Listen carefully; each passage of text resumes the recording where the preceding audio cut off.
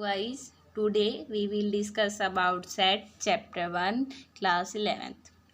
Set is well defined collection of object, यानी कि वो collection जो well defined हो उसे हम क्या कहते हैं, set. For example, name of month in year. जब हम डिफरेंट पीपल से name of month in year का कलेक्शन लेंगे तो वो यूनिक होगा, यानी कि क्या हो गया, वो वेल डिफाइंड कलेक्शन हो गया, hence it is a set. Second example, name of days in a week. यदि हम डिफरेंट पीपल से name of days in a week का कलेक्शन लेंगे वो भी सेम होगा, यूनिक कलेक्शन होगा, hence it is a well defined collection, so it is a set. Third example, toughest subject you found. यदि हम डिफरेंट पीपल से उनके टफेस्ट सब्जेक्ट के बारे में पूछेंगे तो उनका जो कलेक्शन होता है वो डिफरेंट आएगा, क्योंकि किसी बच्चे को मैथ टफ लगता है तो किसी को इंग्लिश टफ लगती है, यानी कि डिफरेंट कलेक्शन होगा, यूनिक कलेक्शन नहीं होगा, यानी कि वेल डिफाइंड कलेक्शन भी नहीं होगा, यूनिक नहीं है तो hence it is not a set.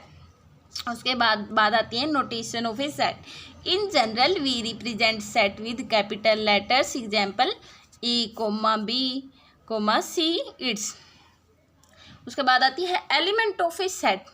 All the element of a set will be written in curly bracket. कई बार हम इसे ओपन ब्रैकेट में लिख देते हैं लेकिन वो गलत होता है, क्योंकि सेट है उसके एलिमेंट हमेशा कर्ली ब्रैकेट में आते हैं, और जो एलिमेंट होते हैं सेट के वो रिटन ओनली वंस, एक बार लिखे जाते हैं सेट में, ना कि उनको बार बार रिपीट करने की जरूरत पड़ती है. उसके बाद आता है Greek symbol epsilon. If A is an element of set ए, कोई हमने सेट ए लिया है, उसका कोई एलिमेंट ले लिया है जो कि क्या है, स्मॉल ए. यदि स्मॉल ए और कैपिटल ए के बीच में हम ये एप्सिलॉन का सिंबल लगा देते हैं तो इसको हम रीड करते हैं एज ए बिलोंग्स टू ए, यानी कि जो ये सिंबल आया है इसको हम रीड करते हैं बिलोंग्स टू. उसके बाद आती है बात representation of a set. Set को रिप्रेजेंट करने के 2 मेथड होते हैं. फर्स्ट फॉर्म होती है रोस्टर फॉर्म, सेकंड फॉर्म होती है सेट बिल्डर फॉर्म. अब एक एग्जांपल लेते हैं, उससे हम ये सेट बिल्डर फॉर्म और रोस्टर फॉर्म में सेट को लिखना जानेंगे. For example, let A be set of first 5 natural number. First 5 natural number कौन कौन से होते हैं, 1 2 3 4 5.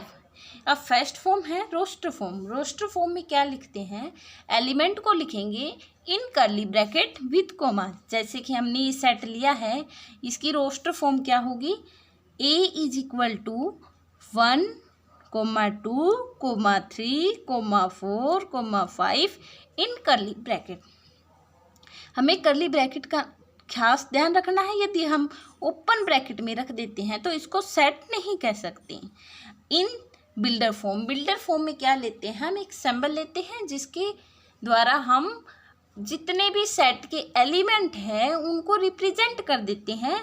जैसे कि इन सेट बिल्डर फॉर्म जो हमने सेट ए लिया था उसकी बिल्डर फॉर्म क्या होगी, A is equal to x. अब जो सेमीकोलन का निशान लगाया है, सेमीकोलन के निशान का मतलब होता है सच दैट. तो in set builder form A is equal to x such that x belongs to N और x less than equal to 5. क्योंकि 5 तक ही नेचुरल नंबर लिए हैं इसलिए 5 एक्स की वैल्यू है वो लेस देन इक्वल टू 5 आ गई. उसके बाद हमारे पास कुछ पर्टिकुलर सेट होते हैं इन मैथमेटिक्स, जैसे कि set of natural number. Set of natural number है उसको हम डिनोट करते हैं कैपिटल लेटर एन से. उसके बाद आता है सेट ऑफ ऑल इंटीजर, इसको डिनोट किया जाता है कैपिटल लेटर जेड से. The set of all rational numbers will be represented by capital letter Q. The set of all real number will be represented या denoted by capital letter R. अब हम NCERT book के कुछ example करेंगे. Example number first, write solution of set of equation X square plus X minus 2 equal to 0 in roster form. यानी कि हमें पहले तो इसके सॉल्यूशन निकालने पड़ेंगे, फिर उसका जो कलेक्शन आएगा उसके हमें रोस्टर फॉर्म में लिखना है। रोस्टर फॉर्म में कैसे लिखते थे, एलिमेंट निकालते थे, उनको कर्ली ब्रैकेट में रखते थे विथ कोमाज। गिवन इक्वेशन है, उसके फैक्टर निकालेंगे, फैक्टर आएंगे x-1 into x+2 equal to 0। तो रूट्स आगे x इक्वल टू 1, -2। अब रोस्टर फॉर्म में वही एलिमेंट लिखेंगे with commas in curly bracket. तो in roster form A will be equal to in curly bracket 1, -2। अब हम बात करते हैं एग्जाम्पल नंबर 2 की। Set in curly bracket x such that x is positive integer and x square less than 40 in roster form. सबसे पहले तो हम एलिमेंट निकालेंगे कि कौन कौन से एलिमेंट इस सेट के अंदर आ रहे हैं। तो एलिमेंट कैसे है, पॉजिटिव इंटीजर है, उनका स्क्वायर है वो लेस देन 40 से। तो कौन कौन से एलिमेंट हो गए, 1, 2, 3, 4, 5, 6। 7 इसमें बिलोंग नहीं करेगा क्योंकि 7 का स्क्वायर होता है 49 जो कि ग्रेटर है 40 से। तो सेट ए में एलिमेंट आ गए 1, 2, 3, 4, 5, 6। इन रोस्टर फॉर्म ए को हम कैसे लिखेंगे, इन कर्ली ब्रैकेट 1, 2, 3, 4, 5, 6। अब करते हैं हम एग्जाम्पल नंबर 3। एग्जाम्पल नंबर 3 की स्टेटमेंट पढ़ते हैं। Write set A is equal to in curly bracket 1, 4, 9, 16, 25 and so on in set builder form. Set builder form में लिखना है, यानी कि हम कोई सिंबल लेंगे, जैसे कि हमने सिंबल ले लिया x, और उस x से हमें रिप्रेजेंट करने हैं सेट के सारे एलिमेंट। अब एलिमेंट देखेंगे कैसे दे रखे हैं, 1, 4, 9, 16, 25, जो कि क्या है, स्क्वायर ऑफ नेचुरल नंबर। 1 है वो 1 के स्क्वायर के इक्वल है, 4 है वो 2 का स्क्वायर है, 9 है वो 3 का स्क्वायर, 16 है वो 4 का स्क्वायर, 25 है 5 का स्क्वायर।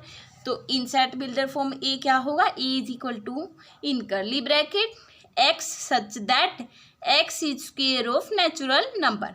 दूसरा तरीका भी है इसको डिनोट करने के लिए, a is equal to x such that x is equal to n square where n belongs to natural number.